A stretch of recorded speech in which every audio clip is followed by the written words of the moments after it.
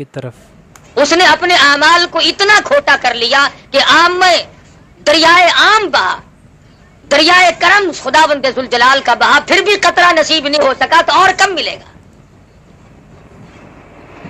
اور یہ ساری چیزیں قدردانی کی ہیں۔ جب مسلمان قرآن کریم کی قدردانی کیا کرتے تھے تو ان کے یقین اور نظریات کچھ اور تھے۔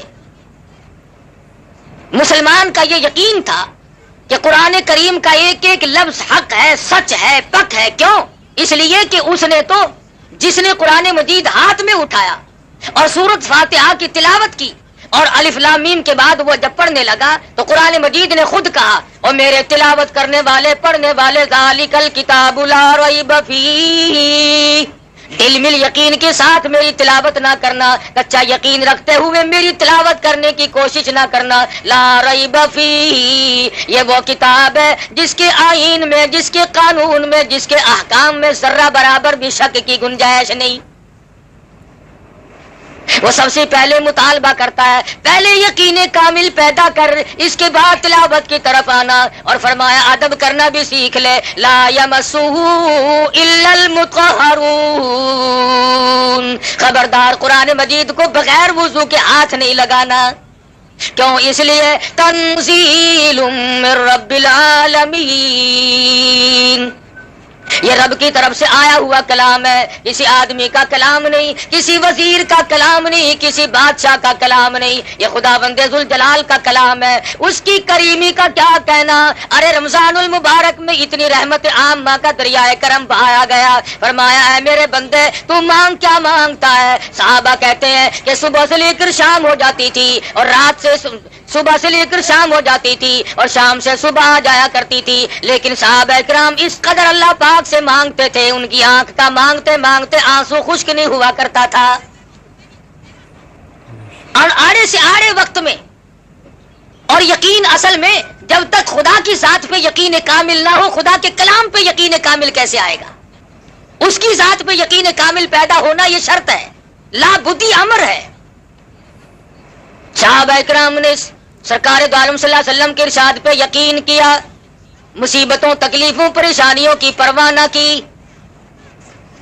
تاریخ میں کوئی یہ ثابت نہیں کر سکتا کہ کبھی کسی صحابی نے یہ گلہ کیا ہو، یہ شکوہ کیا ہو کہ ایمان کی وجہ سے مجھ پہ مصیبتوں کے پہاڑ آ پڑے، میں نے بڑی غلطی کی ہے، ایمان قبول کر کے میں نے غلطی کی ہے۔ کوئی صحابی یہ نہیں کہتا، کبھی نہیں کسی نے، چاہے اس کی اپنی جان پہ پڑے، اور چاہے صحابہ کو اپنے بچوں کے قیمے اپنی آنکھوں سے دیکھنے پڑے، اور چاہے صحابہ اکرام اور صحابیات نے اپنے بچوں کو پیاسے اور بھوک کے مارے اپنی گود میں اتنی اتنی زبان باہر نکال کر تڑپ کر ایڑیاں رگڑ کر مرتے تو دیکھا، پر صحابی نے کبھی اس بات کا اپنے زبان سے اقرار نہ کیا اور گلہ نہ کیا، شکوہ نہیں کیا کہ خدا پر ایمان لانے کی وجہ سے میرے بچے کا کیا حال بنا ہے۔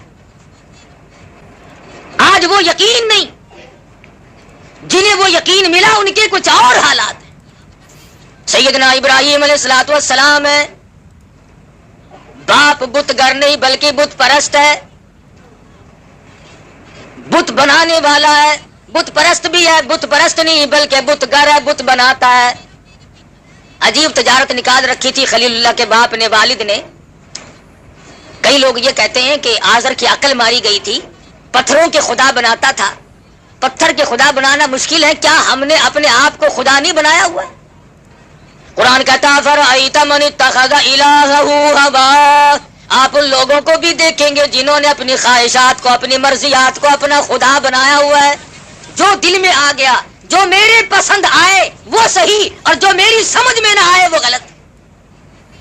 قرآن کریم کا فیصلہ ہے کہ اے محمد عربی صلی اللہ علیہ وسلم، آپ ان لوگوں کو بھی تو دیکھیں گے جنہوں نے اپنی خواہشات کو، اپنی مرضیات کو، اپنی تمناؤں کو اور اپنی اغراض کو، اپنے مقاصد کو اپنا الہ بنایا ہوا ہے۔ آج ہم کب سوچتے ہیں کہ خدا کا فرمان کیا ہے؟ ہم تو یہ سوچتے ہیں کہ میری غرض کہاں ہے، میرا فائدہ کیسے ہے۔ بس یہ فرق ہے صحابہ کے ایمان میں، میرے اور آپ کے ایمان میں۔ صحابہ یہ کہتے تھے میری جان بچے یا نہ بچے، ایمان بچے۔ ہم کہتے ہیں کارخانہ لگے، بنگلہ بنے، کوٹھی تیار ہو، ایمان کا بیڑا غرق ہوتا ہے تو ہو جائے۔ یہ فرق ہے ہم میں اور صحابہ کرام میں۔ ابراہیم علیہ السلام کا والد بت بناتا ہے پتھر کے، اور ہم نے اپنے آپ کو بت بنایا ہوا ہے۔ جب اللہ تبارک و تعالیٰ کی ذات و صفات میں کوئی شرک کرتا ہے اس کی عقل کا دیوالیہ نکل جاتا ہے، دیوالیہ نکل جاتا ہے۔ ابراہیم علیہ السلام کے سر پہ ٹوکرے میں پتھروں کی بت بنا کر کے رکھ دیتا، جا میرے بیٹے خداؤں کو بیچ کے آ، معبودوں کو بیچ کے آ۔ ابراہیم علیہ السلام بازار میں گلی میں نکلتے ہیں، آواز لگاتے ہیں لوگوں لے لو خدا پر ہیں جھوٹے، خدا خریدنے والوں آؤ، جس نے خدا خریدنے ہو وہ آ جائے۔ اور کبھی کبھی ایسا ہوتا کہ جو کل دے کر آئے تھے بچے عورتیں آئی، انہوں نے کہا کل جو تو خدا دے گیا تھا اس کا تو کان نہیں ہے، ہمیں تبدیل کر دے۔ کل جو تجھ سے ہم نے خدا مول لیا تھا اس کی تو ٹانگ نہیں ہے، لنگڑا خدا ہمیں نہیں چاہیے۔ تو ابراہیم علیہ السلام ایسے خداؤں کی جو پتھروں کے بنائے ہوئے تھے ان کے ناک میں رسی ڈال کر نیچے گھسیٹ کر لاتے۔ باپ کہتا یہ کیا؟ انہوں نے کہا یہ لینے والوں نے واپس کر دیے، مجھے ٹوکرے میں رکھتے ہوئے بھی شرم آئی۔ آئے آئے ابراہیم تم کتنے خدا کو مانے ہوئے ہو، تم ہر رنگ میں یہ سمجھانے کی کوشش کر رہے ہو کہ خدا کے سوا حاجت روا کوئی نہیں، مشکل کشا کوئی نہیں، بگڑی بنانے والا کوئی نہیں، ارے کسی کو بسا کر اجاڑنے والا کوئی نہیں، آباد کو برباد کرنے والا کوئی نہیں، اور برباد کو آباد کرنے والا اس کی ذات کے سوا کوئی آئی نہیں۔ سیدنا ابراہیم علیہ السلام کی یہ حرکتیں دیکھتا رہا آزر کہنے لگا مجھے پتا چل گیا تو میری بات کے خلاف ہے، میں بت بناتا ہوں خدا بناتا ہوں، تو ان کے خلاف معلوم ہوتا ہے۔ تھوڑا سا موقع مل گیا خلیل اللہ کو، فرمانے لگے اے میرے محبوب صلی اللہ علیہ وسلم وَاذْكُرْ فِي الْكِتَابِ إِبْرَاهِيمَ إِنَّهُ كَانَ صِدِّيقًا نَبِيًّا۔ اے میرے نبی صلی اللہ علیہ وسلم اپنی کتاب مقدس میں ذرا ذکر تو کرو ابراہیم علیہ السلام کا، کتنے سچے پیغمبر تھے۔ انہوں نے اپنے باپ سے کہا اذ قال لأبیہ یا ابتی لم تعبد ما لا يسمع ولا يبصر ولا يغنی عنک شیئا۔ اے میرے ابا جان ان خداؤں کی ان بتوں کی پوجا کرنے سے کیا فائدہ جو نہ نفع پہنچا سکے نہ نقصان پہنچا سکے نہ دیکھ سکے نہ سن سکے۔ آج سارا چاند کہتا ہے ابراہیم علیہ السلام کا والد پاگل تھا، وہ لوگ بڑے بے وقوف اور احمق تھے جو پتھروں کو خدا مانتے تھے، جو نہ سنے نہ دیکھے نہ نفع نقصان کے مالک بن سکے۔ ارے تم کون سے عقل مند ہو، آج تم نے خدا کو چھوڑ کر خدا کے بندوں کو مشکل کشا سمجھا ہوا ہے۔ کیا آج لوگ نہیں کہتے فلاں یوں کر دے گا، فلانا ملک کو آسمان میں لے جائے گا، فلانا ملک کو چاند پہ پہنچا دے گا، فلانا ملک کو یوں کر دے گا۔ اللہ پاک فرماتے ہیں او ظالمو تم اپنی زبانوں سے کیا بک رہے ہو، الیس اللہ بأحکم الحاکمین۔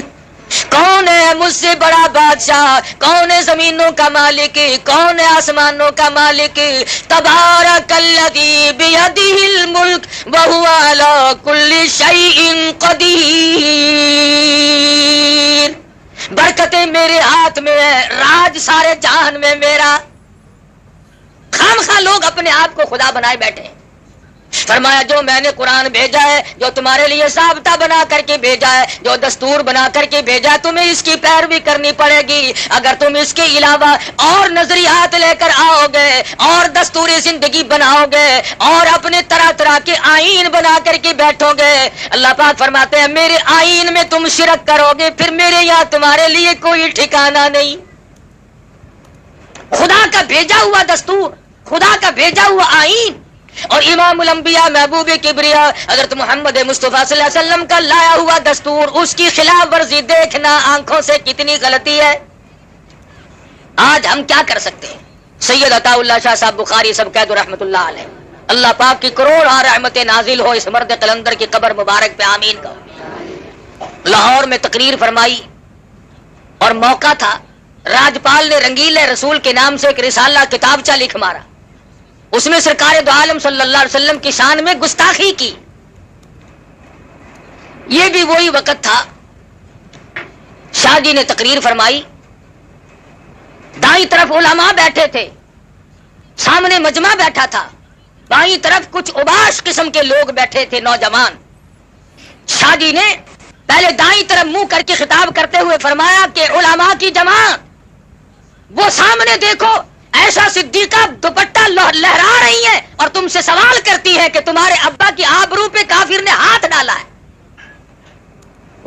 اور پھر بائیں طرف خطاب کرتے ہوئے فرمایا نوجوانوں وہ دیکھو اپنی قبر سے فاطمہ الزہرا نکل آئی ہے اور دوپٹہ اتار کر کہہ رہی ہے کہ نوجوانوں تم کہاں سو گئے, کالی کملی والے کی عزت پہ ہاتھ مارا ہے, میرے ابا کی آبرو پہ لوگوں نے ہاتھ مارنے شروع کر دیے, تم کس کا کلمہ پڑھو گے؟ نمازی بھی بیٹھے تھے, حاجی بھی تھے, غازی بھی تھے, نیک پرہیزگار سخی بھی تھے, خیرات کرنے والے بھی تھے, مگر ان نوجوانوں میں ایک نوجوان ہے, عالم نہیں, حافظ نہیں, قاری نہیں, حاجی نہیں, بلکہ پختہ اور لمبا چوڑا نمازی بھی نہیں.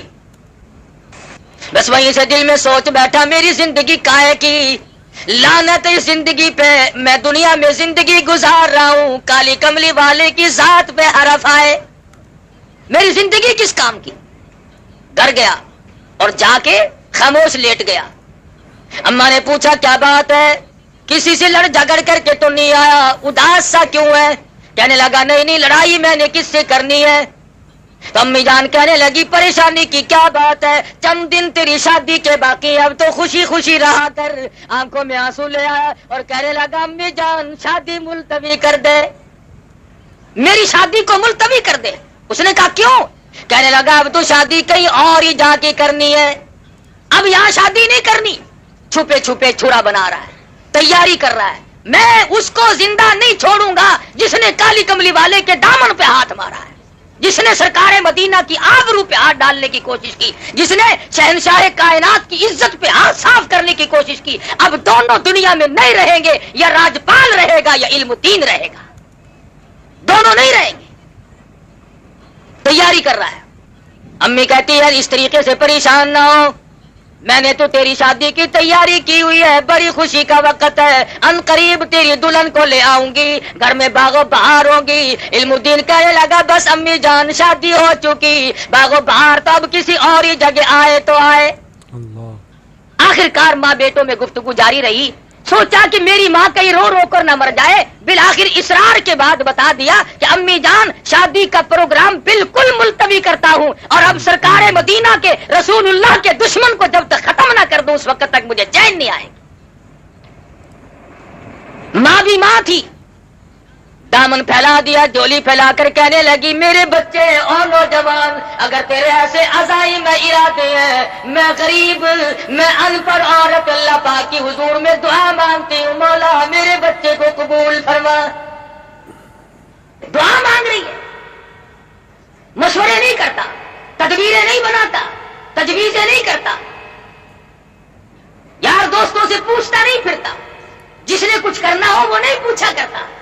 میں چھرا لیا اور انارکلی کے بازار میں پہنچا, اور وہاں جا کر کے راجپال کو چھرا مارا, اور اسے ختم کرنے کے بعد خود تھانے میں پیش ہو گیا. انگریز کا زمانہ تھا, آخر گرفتار تو ہونا ہی تھا. میاں والی جیل میں ڈال دیا گیا. بمبئی سے بڑے بڑے وکیلوں کو بلایا, پاکستان کے بانی محمد علی جناح جو اس وقت وکالت کیا کرتے تھے, ان کو بلایا گیا. تو جب ملاقات کی جیل میں تو یوں کہا کہ علم الدین انکار تو کر دے, چھڑا میں لوں گا. اس نے کہا کیسے, کہ اس سے انکار کر دے کہ راجپال کو میں نے نہیں مارا. کہنے لگا نمازی میں نہیں, حاجی میں نہیں, لمبے چوڑے پرہیزگار متقی میں نہیں, تسبیح میں نے نہیں پھیری, تلاوتیں میں نے نہیں کی, ارے ساری عمر گناہوں میں گزاری, ایک ہی تو نیکی کی ہے, اسی سے انکار کر دو. تمہیں کس نے کہا کہ میرا پروگرام بچنے کا ہے؟ میں بچنے کا ارادہ ہی نہیں رکھتا. چنانچہ صاحب کہہ گیا وکیل صاحب نے کہ بچنا محال ہے, بس قصہ ختم ہے, یہ انکار نہیں کرے گا, بچے گا نہیں. چنانچہ سزائے موت آخر ہوئی. مولانا قاضی حسین احمد شجابادی سب قید رحمۃ اللہ علیہ فرماتے تھے کہ جس وقت جیل میں ملاقات کرنے گئے تو جیل کے سپرنٹینڈنٹ نے بتلایا کہ رات کو علم الدین کی کوٹڑی سے ایسے نور کی روشنی نکلتی ہے, آسمان تک بلند ہو جاتی. تمام لوگوں نے دیکھا, سب لوگ دیکھتے. بالآخر وہ گھڑی آ پہنچی, سزائے موت ہو گئی, پھانسی کا وقت قریب آ گیا, پھندے کے قریب پہنچا. عزیز رشتہ دار آئے, ملنے جلنے والے لوگ, مسلمان ہمدرد آدمی کہنے لگے علم الدین کوئی تمنا ہو تو بتاؤ, کوئی آرزو ہو تو کہہ لو کسی قسم کی حسرت ہو تو بیان کرو. بندہ پکڑ کر کہنے لگا بس اب ایک ہی تمنا ہے, ایک ہی آرزو ہے, ایک ہی حسرت ہے, اور وہ یہ کہ جو تجلی, جو نور, جس چیز کا دیدار جیل کی کوٹڑی میں بار بار ہوا, علم الدین کی تمنا بس اب ہر وقت وہی دیدار کرتا رہوں.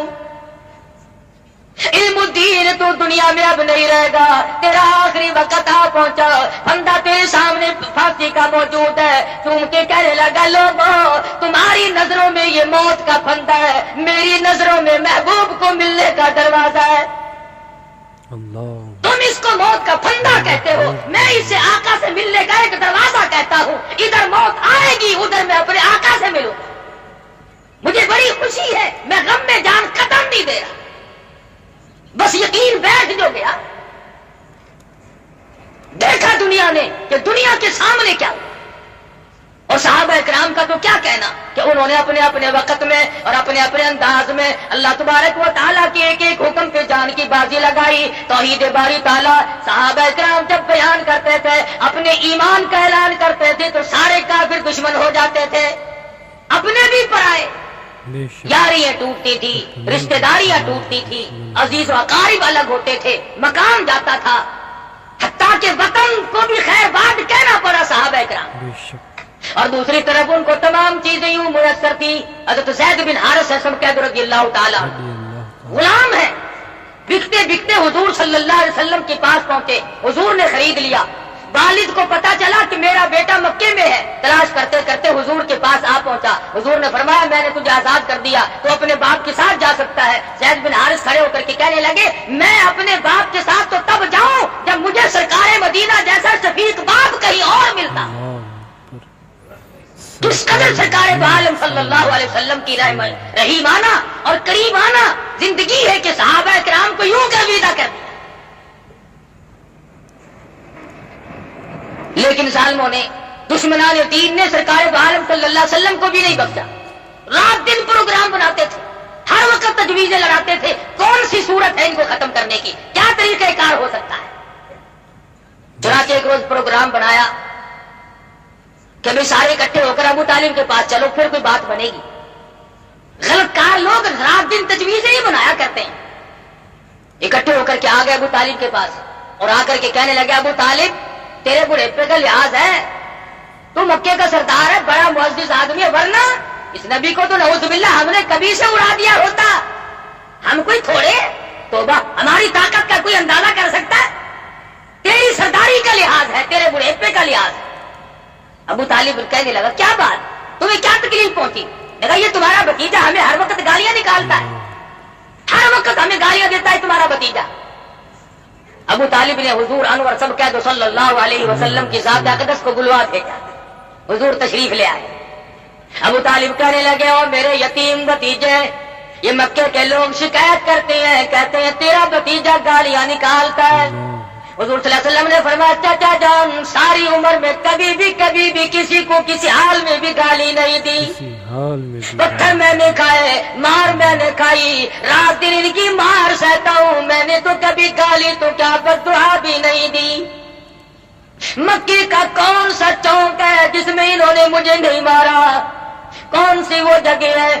صحابی کہتا ہے امام الانبیاء محبوب کبریا حضرت محمد مصطفیٰ صلی اللہ علیہ وسلم مکے کے چوک میں کھڑے ہو کر لوگوں کو قرآن مجید سنا رہے ہیں. میں اس وقت تک مسلمان بھی نہیں تھا, میں نے دیکھا چاروں طرف کافروں کا مجمع لگا ہوا ہے, کوئی پتھر مار رہا ہے, کوئی اینٹ مارتا ہے, کوئی روڑے مارتا ہے, کوئی ہڈی مارتا ہے, پھینک کر چاروں طرف سے مار پڑ رہی ہے, اور سرکار مدینہ بلا تعمل قرآن مجید کی تلاوت فرما رہے ہیں, زخموں سے خون کے پھوارے چھوٹ رہے ہیں. ایک عورت نے کوٹھے پہ سے آواز دی اے زینب تم کہاں چلی گئی, تمہارے ابا کو لوگوں نے لہولہان کر دیا.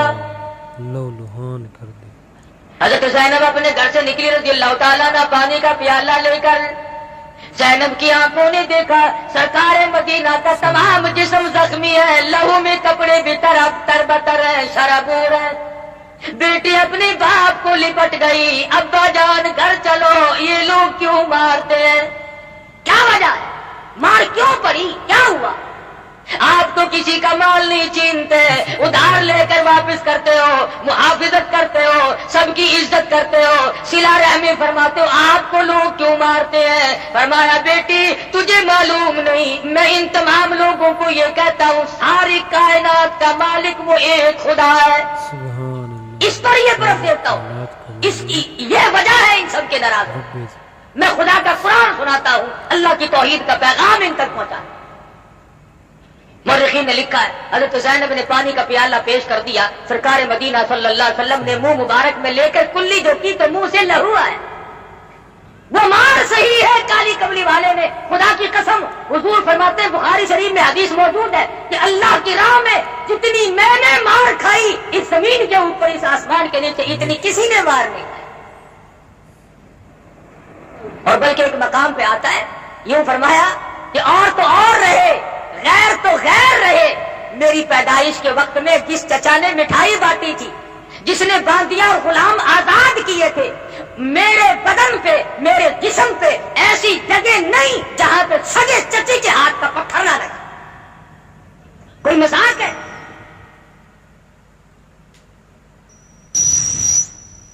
अबू तालिब के सामने हुजूर बैठे हैं, फरमाया चाचा जान मैंने तो कभी किसी को गाली नहीं दी, मेरा गाली देने का प्रोग्राम ही नहीं, मिजाज ही नहीं, मैं क्यों गाली दूं किसी को? वो वहीं पे बैठे थे, मक्के के जो बड़े बड़े शैतान थे वो वहीं मौजूद थे।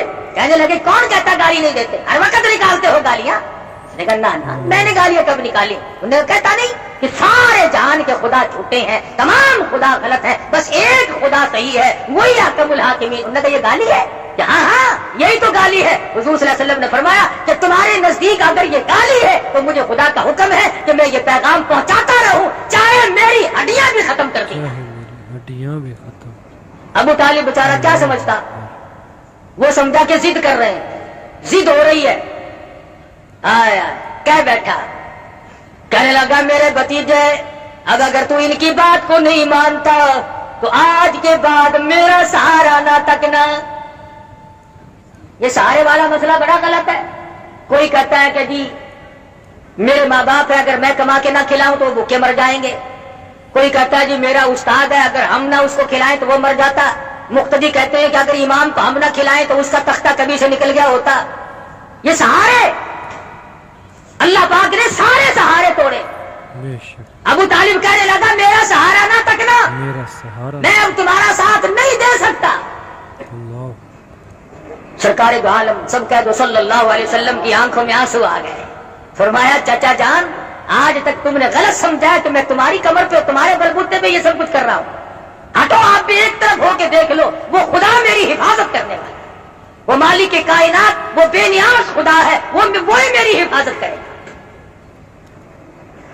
मक्के के लोग पहले तो अकड़े, कुफर की यह आदत है, पहले अकड़ता है, बड़ा जोर दिखाता है, हम यूं कर देंगे, देखना जी अभी रगड़ देते हैं, और जब सामने आए उसी वक्त ही करके चुप हो जाते हो। नहीं जी नहीं अभी में गल की जी को लड़ लगे, बस फौरन ढीले पड़ जाते हैं उसी वक्त।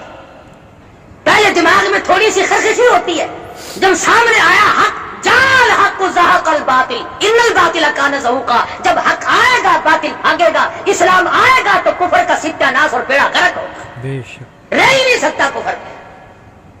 और मुझे अफसोस है कि आज की दुनिया में तुम्हारे पास 6666 कुरान की आयात मौजूद है।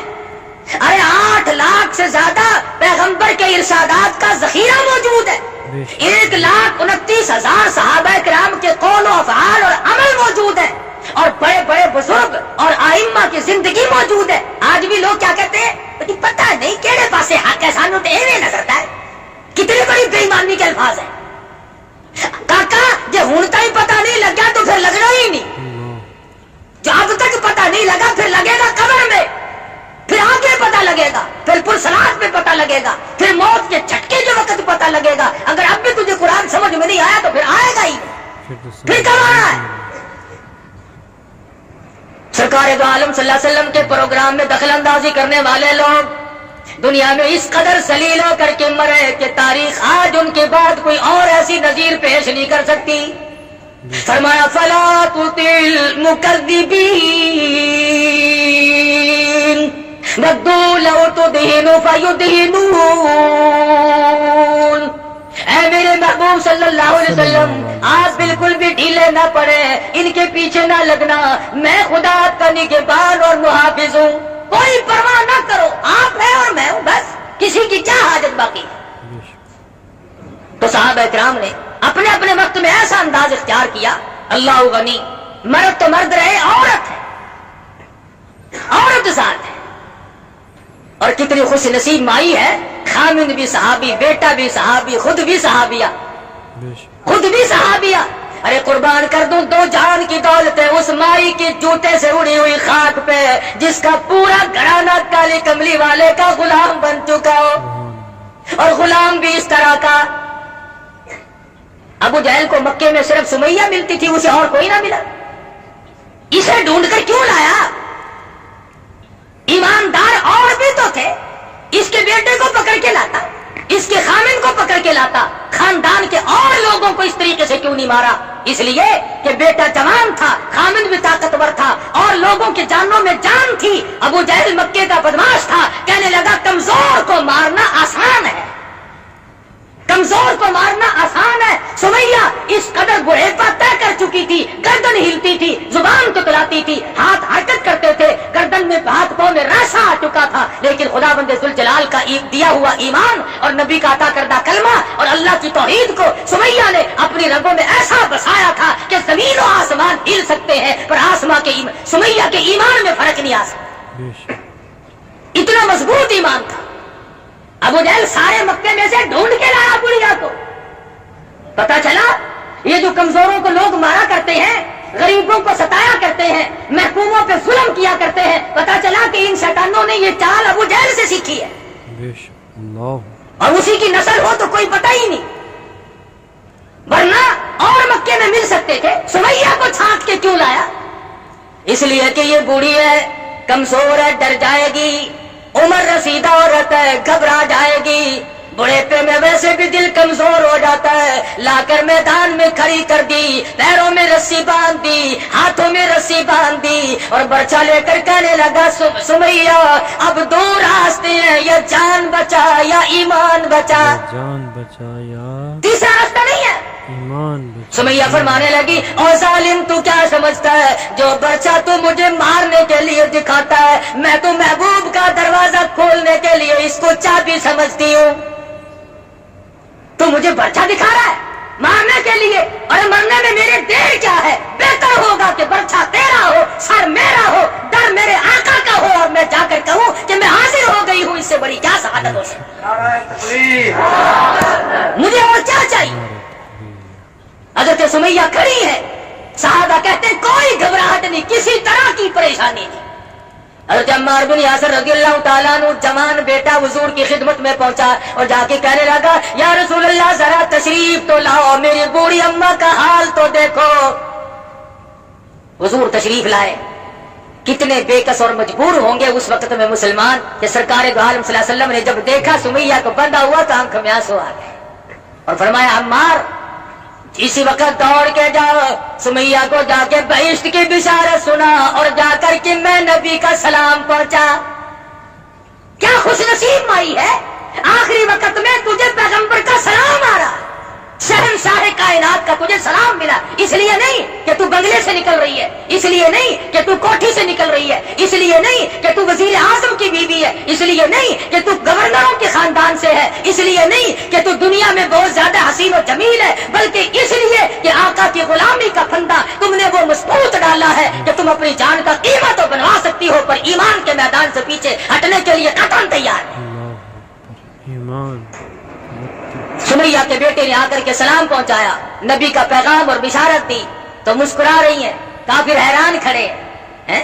ہم تو کہتے تھے بڑھیا گھبرائے گی، یہ تھر تھر کانپنے والی، یہ ضعیفہ، یہ کمزور، یہ ناتواں، ہم نے تو سوچا تھا یہ پھر جائے گی تو اور بھی پھریں گے، ارے بوڑھی کا یہ حال ہے تو جوان کیا کریں گے؟ حضرت سمیہ رضی اللہ تعالیٰ عنہ بالکل آرام سے کھڑی ہے، بار بار چاروں طرف سے کافر ڈراوا دے رہے ہیں، ابھی ابھی تیرے ٹکڑے کر دیے جائیں گے، ابھی ابھی تجھے چیر دیا جائے گا، ابھی ابھی تجھے تیرا قیمہ بنا دیا جائے گا، ابھی تجھے یوں مارا جائے گا۔ سمیہ کہنے لگی بات ہی کوئی نہیں، میرے یہاں مرنے جینے کا فرق ختم ہو گیا، کیوں؟ اس لیے الفت میں برابر ہے، وفا ہو یا چیزوں میں لذت ہے گر دل میں مزہ ہو. تم مجھے مرنے سے ڈرا رہے ہو, ارے یہ جو وقت گزر رہا ہے مجھے یہ شاخ معلوم ہوتا ہے, جلدی کرو مجھے میرے محبوب سے ملاؤ. یہ موت میرے لیے دروازہ بنے گا, میں اپنے پروردگار سے ملوں گی, میں اپنے کلمے کی شہادت دوں گی, میں اپنے مضبوط ایمان کا اظہار کروں گی. میرے یہاں گھبراہٹ کا نام و نشان نہیں, اور مفت کا ڈراوا نہیں تھا. چنانچہ ابو جہل آگے بڑھا, ارے بڑھے پہ ترس نہ کھایا, کمزور ہے, عورت ہے, مائی ہے, ضعیف ہے, برچھا مارا, ادھر ادھر اونٹ دوڑا کر سمیہ کے ٹکڑے کر دیے گئے. مجال ہے جو ایمان میں ذرہ برابر بھی تسلسل آیا ہو یا گھبراہٹ آیا ہو, ارے ایمان ہو تو ایسا ہو, خدا کے قرآن کی عظمت ہو تو ایسی. بے شک بے شک. آج ہم اپنے آپ کو مسلمان بھی کہلاتے ہیں اور ذرہ برابر بھی تکلیف کا تحمل کرنے کے لیے ہم لوگ تیار نہیں.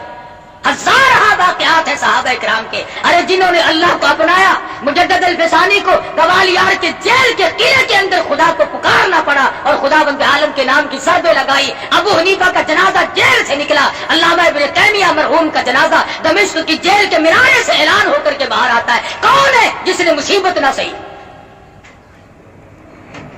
اور تمہارے قریب کی بات ہے, یہ ہندوستان کا بادشاہ ظفر انگریزوں نے قید کر لیا, قید کر کے رنگون لے گئے, ہاتھ پاؤں میں بیڑیاں پڑی ہوئی ہیں. ایک انگریز افسر نے آ کر کے کہا کہ دوپہر کے وقت تمہاری دعوت ہے. شاہ ظفر حیران ہے, کہاں میں قیدی اور کہاں میری دعوت, کیا بات؟ نہیں نہیں, انگریز گورنمنٹ نے تمہاری دعوت کی ہے. انگریز بڑا بے ایمان تھا, اس نے جس طرح کی گولی کوئی کھاتا دکھائی دیا ویسی گولی ماری. کسی کو سر کا لقب دے دیا, کسی کو جائیداد اور مربے اور جاگیریں دے دی, کسی کو کچھ دیا, کسی کو کچھ دیا, تاکہ یہ لوگ اسلام اور مسلمانوں سے غداری کرتے رہے. اور شادوں سے ان مسلمانوں کو بھی آج تک بعض لوگ غداری کرتے چلے آتے ہیں. اور پھر کہتے ہیں کہ ہم سے بڑا مسلمان کوئی نہیں. اچھا کیا نشانی ہے جی مسلمانی کی؟ کہ دیکھو نا جی میرا ابا سر تھا, سر, انگریز کا دیا ہوا لقب سر کا تھا. یہ نہیں کہا کہ میرا باپ نمازی تھا, حاجی تھا, غازی تھا, مجاہد تھا, اللہ اس کے رسول کے احکام پہ مر مٹنے والا تھا. کہ نہیں نہیں, انگریز کے گھوڑوں کی لید اٹھایا کرتا تھا, انگریز کے گھوڑوں کے خرخرے مارا کرتا تھا. یہ جو تمہیں بڑے بڑے آج بھی تنگ کرتے دکھائی دیں اور جنہوں نے ہمارے ملک میں 30 برس ہو گئے طوفان مچا رکھا ہے, یہ سارے انگریز کے گھوڑوں کی لید صاف کرنے والے لوگ. میں تھوڑا سا شہر سے باہر رہتا ہوں نا, اب دیہات کے لوگ کہتے ہیں ارے کاکا ہوں کیا ٹھیک ہے, ریڈیو تے ہر ویلے بانگ لگی رہتی ہے, ریڈیو تے ہوں تو بانگ کھلی ہے. 30 سال میں کبھی ریڈیو پہ آزاد نہیں. وہ بدماشی پھیلائی ریڈیو ٹیلی ویژن کے ذریعے, وہ کنجر پنا پھیلایا کہ خدا کی زمین بھی پناہ پکار اٹھی. کنجریوں بدماش عورتوں کے گانے ہر وقت, بڑے خوش ہیں, سبحان اللہ. بغیرت بنا دیا گیا پوری قوم. اب پکڑانا خدا نے, اب خدا کو یاد کرتے یا اللہ تو ہی ہے, تو ہی مہربانی کرے گا. ہوں تو میں یہ کہہ رہا ہوں کہ مسلمان اپنے انجام سے اس قدر بے خبر کیوں رہتا ہے؟ اسے کیوں یہ عقل نہیں کہ میں مر بھی سکتا ہوں, اونچ نیچ بھی ہو سکتی ہے؟ تو شاہ ظفر کی دعوت کی انگریز گورنمنٹ نے, اور پیروں کی بیڑیاں کھول دی اور ہاتھ کی ہتکڑی نکال دی اور کمرے میں جا کر کے بٹھا دیا, ہاتھ دھلائے, اور اس کے بعد برتن آنے شروع ہوئے. 1 آیا, 2 آئے, 3 آئے, یا کے بعد دیگرے 12 برتن آئے جن کے اوپر سرپوش ڈھکے ہوئے تھے. اور جب انگریز افسر نے شاہ ظفر کے سامنے آ کر کے وہ برتن اٹھائے اور سرپوش اٹھائے, تو شاہ ظفر نے دیکھا کہ پہلے برتن میں سب سے بڑے بیٹے کا سر تھا, اور اس کے بعد اس سے چھوٹے کا سر تھا, اور پھر تیسرے کا سر تھا. شاہ ظفر کے 12 بیٹے تھے, 12 کے 12 بیٹوں کے سر شاہ ظفر کے سامنے برتنوں میں کاٹ کر رکھے ہوئے تھے. تاریخ شاہد ہے, تاریخ گواہ ہے. ظفر رویا نہیں کہ ہائے میرے سارے بچے مر گئے, نہیں. تاریخ کہتی ہے شاہ ظفر نے مسکرا دیا اور کہا شاباش میرے بیٹو, خاندان تیموریہ کی نسل کو یوں ہی چاہیے کہ وہ اپنے باپ کے حضور میں اسی طرح سے سرخرو ہو کر کے آئے. اس شاہی خاندان کی اولاد کو یوں ہی چاہیے تھا. مجھے تمہارا غم تھا کہیں میرے بعد یہ لوگ کافروں کی غلامی نہ قبول کر لے. میں اب خوش ہوں کہ تم بھی پہنچ گئے اور خدا بے شک بے شک. تو یہاں تو ایسے ایسے لوگ قریب ہی سے ہو گزرے. بات کیا ہے؟ یہی تمہارا ملتان شہر ہر وقت کا راجہ دیوان کی حکومت ہے. 600 سال پہلے کی بات ہے. بیٹے نے کلمہ پڑھا. مسلمانوں کا عمل دیکھ کر, کاروبار دیکھ کر. آج کل تو کاروبار بڑا عجیب ہے. جب تک ایک آنے کا روپیہ نہ بناؤ اس وقت تک تو کاروبار نہیں چلتا. رمضان شریف سے پہلے کوئی 2 2.5 روپے 3 روپے نیمبو نہیں خریدتا تھا, اور چاند دکھتے ہی یار لوگوں نے 20 روپے کر دیے, اور 20 روپے نیمبو بیچے تاکہ روزہ کھولنے والے لوگ آخر لیں گے ہی. اور اس کے بعد نعرہ اٹھایا قومی اتحاد زندہ باد. ہی اچھا قومی اتحاد ہے بھائی. روپے کے 20 بنانے اور لیں گے کون؟ روزہ رکھنے والے. تم روزہ رکھنے والوں کی کھال اتارنے کے لیے پیدا ہوئے ہو. تمہیں یہ حق کس نے دیا؟ تمہیں یہ مسئلہ کس نے سمجھایا کہ جو اللہ اور اس کے رسول کے حکام کو پورا کرتے ہو اور پیاس کی وجہ سے اگر تم سے وہ کوئی سودا خریدنے آئے تو تم اس کی کھال اتار لو؟ بڑا خوش ہو ہے کہ ابھی تو کاروباری معاملہ ہے. اچھا, کاروباری معاملے میں اگر کسی کی جیب کاٹ لے تو کوئی حرج نہیں. ملاوٹ رمضان میں ہم نے نہیں چھوڑی, بلیک مارکیٹ رمضان میں ہم نے نہیں چھوڑا, جھوٹ بولنا رمضان میں ہم نے نہیں چھوڑا, گانے سننے اور گانے گوانے ہم نے رمضان میں نہیں چھوڑے. پھر رمضان کی برکتیں مجھے اور آپ کو ملے کیسے؟ پھر قرآن کی خیر و برکت ہمیں ملے کیسے؟ پھر ہماری دعائیں قبول ہوں تو کیسے ہو؟ تو میں عرض کر رہا تھا, صحابی ہے ابن حذافہ ہے سب کہہ دو رضی اللہ تعالیٰ. عیسائی بادشاہ کے یہاں گرفتار ہو گئے. صحابہ کرام تو گھر بیٹھ کر کبھی سوئے ہی نہیں, کبھی پیر پھیلا کر بےچارے سوئے ہی نہیں, بس جہاد فی سبیل اللہ میں لگے رہتے تھے. ہر وقت اللہ اور اس کے رسول کے حکموں کو لوگوں تک پہنچانے کے لیے مرتے تھے ہر وقت اور مارتے تھے, پریشان ہوتے تھے. ساری زندگی صحابہ کرام کے جہاد میں گزر گئی. یوں ہی تو نہیں اللہ پاک کے نبی نے فرمایا کہ جہاد کی راہ میں جب آدمی نکلتا ہے اسلام کو چمکانے کے لیے, کفر کو مٹانے کے لیے, جو قدم اٹھتے ہیں اور قدم پر جو گرد غبار پڑتی ہے, تیرے نبی کا فرمان ہے کہ اس جگہ جہنم کی آگ حرام کر دی جاتی ہے. بشرطے نیت یہ ہو کہ میں اسلام کو چمکاؤں گا. یہ نیت نہ ہو کہ اگر میری وزارت بن گئی تو 10-20 ٹرکوں کے لائسنس پہلے میں لوں گا. بھائی یہ نیت نہ ہو. دیکھو جی آخر اپنا یار ہے نا, اپنا رشتہ دار ہے, یہ جو ممبر بن گیا نا تو انشاءاللہ پھر سیمنٹ کی تانوں کوئی کمی نہیں رہنی. پہلے نیت اگر یہ ہے تو اسلام کی چمک کا, بلکہ صرف رضا الہی مقصود ہو, نبی کی اطاعت اور غلامی مقصود ہو, پھر بات بنے گی. ابن حذافہ رضی اللہ تعالیٰ عنہ 2 صحابیوں کے ساتھ گرفتار ہو گئے. بادشاہ وقت نے عیسائی نے سب سے پہلے وہی بات کی جو کافر لوگ کیا کرتے ہیں. یہ پرانا طریقہ ہے, جو ہمارا ساتھ دے گا ہم اسے یوں دیں گے, ہم اسے مربے دیں گے, ہم اسے جاگیر دیں گے, ہم اسے قلعے دیں گے. خدا جانے کیا کیا طریقہ, یہ وہی سے نکلا ہوا ہے پرانا. ابن حذافہ کو بٹھا کر کے عیسائی بادشاہ کہنے لگا اگر تم ایمان کا انکار کر دو, کلمے کا انکار کر دو تو میں 3 ریاست تیرے حوالے کر دوں گا, تجھے 3 ریاست کا مالک بنا دوں گا. ابن حذافہ جواب دے فرمانے لگے او ظالم, تو کافر, تو مجھے دنیا کا لالچ دیتا ہے, مجھے لا الہ الا اللہ محمد الرسول اللہ صلی اللہ علیہ وسلم کے بعد میرے نبی نے جو بشارت دی ہے اتنی بڑی بہشت ملے گی جو تیری پوری ریاست سے بھی 100 گنا بڑی ہوگی, تیری پوری ریاست سے 100 گنا بڑی ہوگی جو اللہ کے نبی نے بہشت کا مجھ سے وعدہ فرمایا. بے شک. لگا اچھا. دوسری سٹ ماری, یہ اس سے زیادہ نازک ہے.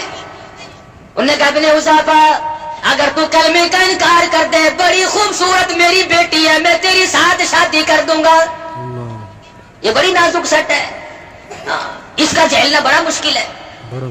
پہلے زمانے میں لوگ بڑے بڑے کرتے تھے کہ اگر تم ہمارے مذہب میں داخل ہو جاؤ تو یوں کریں گے, ہم تجھے یوں رشتہ دے دیں گے. آج کل بھی کرتے ہیں, یہ بڑوں بڑوں میں یوں ہی ہے, اور کیا ہے ان کے پاس, اور کیا رکھا ہے؟ شرافت تھوڑا ہی ہوتی ہے, بس یہی ہے کہ آؤ ملو جلو کھاؤ پیو, موت آئی تو مر جاؤ بس. ابن حذافہ نے فرمایا کہ میرے نبی نے جن حوروں کا مجھ سے وعدہ فرمایا ہے اگر وہ دنیا میں تھوک دے تو پوری دنیا خوشبو کی وجہ سے بے ہوش ہو جائے.